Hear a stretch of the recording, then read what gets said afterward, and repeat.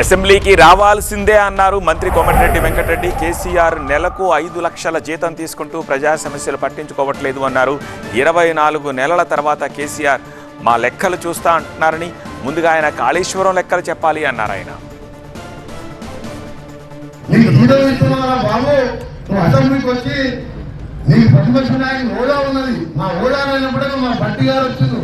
అక్కడ ఖర్గే గారు పార్లమెంట్ లో కొట్లాడిన హోదా లేనప్పుడు నువ్వు ఎందుకు రావు? ప్రతిపక్ష నాయకుడు అంటే ముఖ్యమంత్రికి ఎంత బాధ్యత ఉండదో ప్రజా సమస్యల మీద అంతే బాధ్యత ఉంటుంది ప్రతిపక్ష నాయకుడు.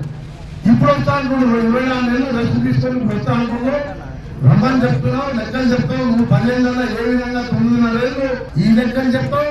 నువ్వు కాళేశ్వరంగా దోచుకున్న లెక్కలు నువ్వు చెప్పు. కృష్ణారావు గారి ఆ రోజు జగన్మోహన్ రెడ్డి గారు ఇంటికి భోజనాన్ని పిలిచి రాయలసీమ గిఫ్ట్ ఇరిగేషన్ కట్టుకోవాలని చెప్పిండు. అక్కడ రోజా ఇంటికి వెళ్ళి ప్రజలు పిలుస్తున్నాడు, రాయలసీమ రతనాలసీమ చేస్తున్నాడు. నువ్వు అన్నవాళ్ళు వీడియోలన్నీ కూడా నేను అసెంబ్లీలో చూపించి మాట్లాడతాం.